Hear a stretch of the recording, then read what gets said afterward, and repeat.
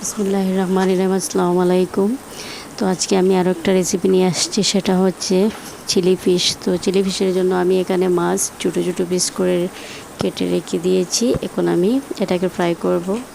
প্রথমে আমি হলদি দিয়ে দিচ্ছি, আর দেব কাশ্মীরি লঙ্কা, পরিমাণ মতো নিমখ দিয়ে দেব। এখন আমি কর্নফ্লোর দিয়ে দেব 1 চামচ, আরও হাফ চামচ।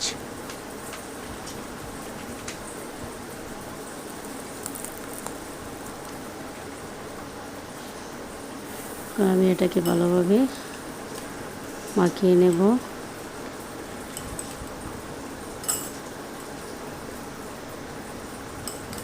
এদিকে চুলার উপরে আমি একটা কড়াই বসিয়ে দিলাম। কড়াইতে মাস্টার্ড অয়েল দিয়ে দেবো আমি।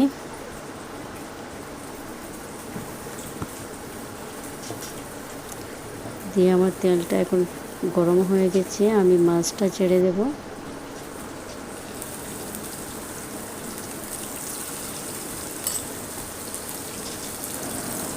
দিয়ে দিলাম।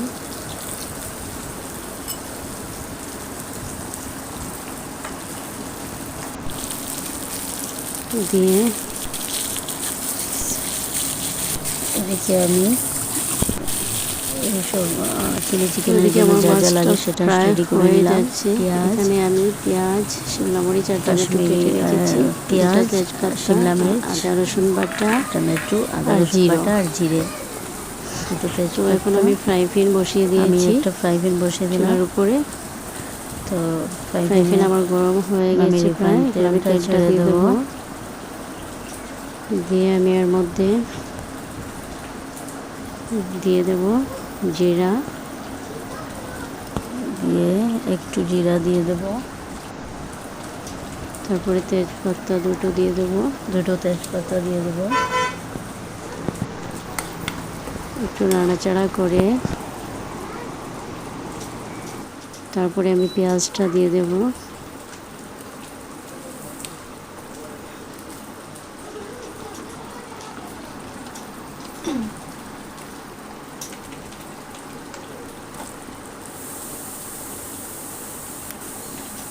তারপরে একটু লাল করব পেঁয়াজটাকে।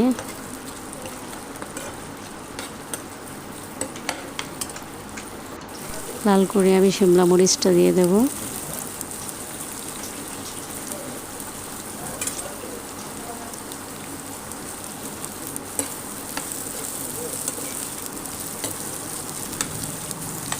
তারপরে আমি টমেটোটাও দিয়ে দেব একই সঙ্গে। এদিকে আমার মাছটা ফ্রাই হয়ে গেছে, তাই আমি এটা একটা প্লেটে ট্রান্সফার করে নেব।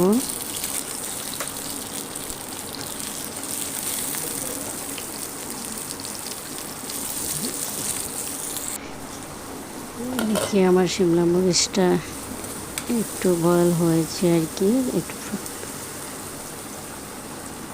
তারপরে আমি জিরা ধনিয়ার গুঁড়ো দিয়ে দেব, কাশ্মীরি লঙ্কা দিয়ে দেব হাফ চা চামচ।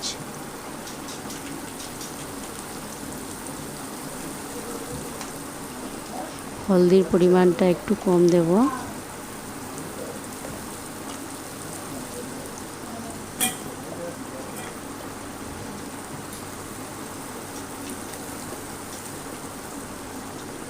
আমি নিমখ দিয়ে দেব পরিমাণ মতো। দিয়ে আমি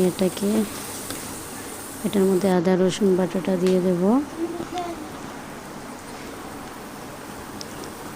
দিয়ে দিলাম। দিয়ে আমি ভালোভাবে নাড়াচাড়া করে এখন আমি সয়া সস আর ইমলি সসটা দিয়ে দেব।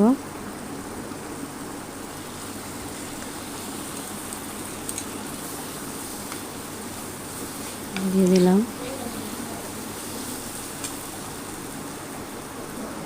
তারপরে বাটিটা ধুয়ে আমি একটু জল দিয়ে দেব। দিয়ে দিলাম। দিয়ে আমি অল্প সময়ের জন্য ঢাকনা দিয়ে ঢেকে রেখে দেবো, এটা বয়েল হতে দেব। এদিকে আমি একটা বাটির মধ্যে 2 চামচ কর্নফ্লোর নিয়ে নিলাম, নিয়ে একটু জল দিয়ে দিলাম।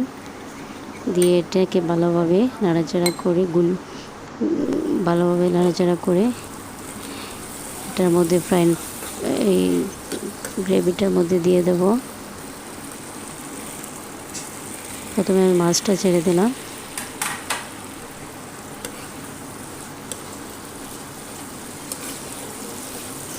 তারপরে আমি কর্নফ্লোরটা দিয়ে দেবো। এখন দিয়ে দিলাম।